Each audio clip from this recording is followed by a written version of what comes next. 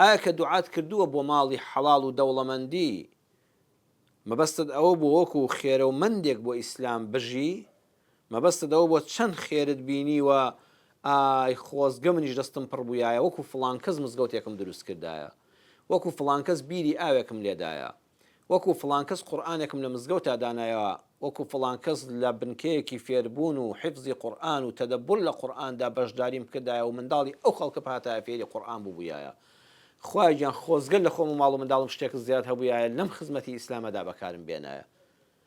ئاوا داوا لە خوا دەکەی کە دەوڵەمەندت کە یان بەس نیەتت ئەوەیە خۆزگە خوایە پارەیەکی زۆرم بۆ بنێری دەرگای ڕزق و ڕۆزیم لێ بکەیەوە لە دڵ تا ئەوە بێ وەڵڵاهی وەکو فڵان کەس ئەبێ ئۆتۆمبیلێکی مۆدیل بەرزی گران بەها بکڕم.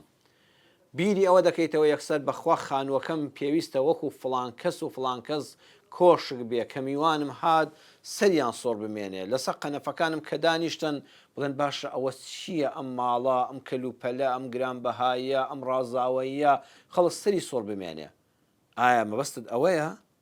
یان مەبەستت ئەوەیە بڵێ پەروەردگارە بەم ماڵی دنیاە بەم سەروەت و سامانە یا ڕەبی خوای پەروەردگار بە گەورەی خۆت پێم ببەخشی بنیش ماڵی خەڵکی پێ ئاوادانکەمەوە خوا تۆ ماڵم ئاوادانکەی بە ماڵی حەڵاڵ بە پارەی زۆر بە خانووی جوان بە سەروەت و سامان یا ڕەبی خوا منیش لە ڕێ ئەو ماڵە حەڵاڵەوە کە تۆ بە دیاری پێم دەبەخشی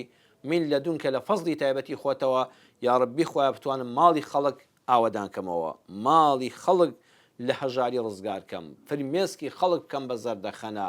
نەخۆشێک لە ئازار ڕزگارکەم بنیاتێک بنێم لە وڵاتەکەدا کەم و کوڕی مسلمانان لە گەڕەکەکەدا و لە شارەکەدا پڕکەمەوە. بەخوا ئەم دونیەتە زۆریان فەرقە. تۆ خوێندکارێکی زانستخوازێکی قوتابیەکی کاتێکەوە وەختی ئیمتیحانتە وەختی خوێندنتە دوعا دەکەی دەڵی یا ڕەبی خوایە نمرەیەکی بەرز بەدەست بێنم یا ڕەبی خوایە فریام کەوی ڕەحمم پێ بکەی وانەکە بچێتە مێشکمەوە دەرچم نمرەی بەرز بێنم هەر بۆ ئەوە تا تەنها ئەوە لە مێشکایە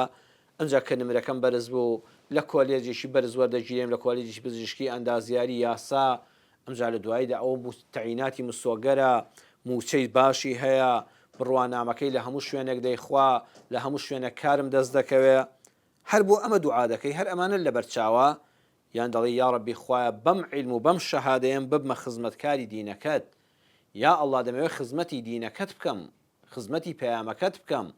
دکتۆرێکی بانکخواز بم ئەندازیارێکی بانکخواز بم یاساناسێکی بانکخواز بم لە ڕێی پیشەکەمەوە لە ڕێی میهنەکەمەوە لە ڕێی بڕوانامەکەمەوە یا ڕەبی خوایە خزمەت بە دینەکەت بکەم بەخوا ئەم دوانە بەڕێزان زۆریان فەرقە.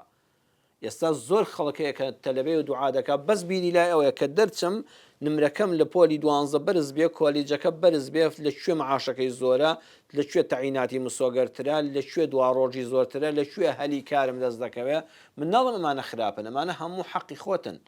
بەڵام ئەگەر دەتەوێت دوعاکەت گیرا بێ و هەدیەی تایبەتی خوات بۆ بێ تو خوا تۆش نێتن لەگەڵ خوای پەروەردگاری خۆتا ساختەوە بڵێ یا ڕەبی خوایە خەمی دینەکەممە یا ڕەبی خوایە دینەکەم لە ڕێی ئەم خوێندنەمەوە خزمەت بکرێ بەخوا دینیش نەبێ ئەوەی تری هەمووی بەتاڵە بەخوا ئەوەی کە بۆ دنیا بێ ژیانێکی خۆش بەسەر دەبێت ئەگەر خوا مەیلی لێبێ ئەویش خوا زانێ بە نسیبت دەبێت بەڵام حیفە دەستخاڵی قیامەت بی ئەوەی کە نێتی ئیسلامی نەبێ و بۆ خوای کار نەکا وەڵی هەموو سەرزەویشت هەبێ ڕۆژێکە چوویتە قەبرەوە ڕۆی بەداخەوە هیچ لەگەڵ خۆتان نەبێت بەڵام ئەگەر نیەتەکەت لە کاتی دوعاکەدا ڕەزامەندی خوا و خزمەتی مسلمانان و ئاوادانکردنەوەی سەرزەوی بوو بە جوانی و بە دینداری وەڵی هەم دوعاکانت عیبادەتە یەقینیشت هەبێ کە خوای پەروەردگار وەڵامت دەداتەوە چونکە تۆ نێتت پاکە لە دوعاکردنەدا و بە یەقینەوە دوعات کردووە.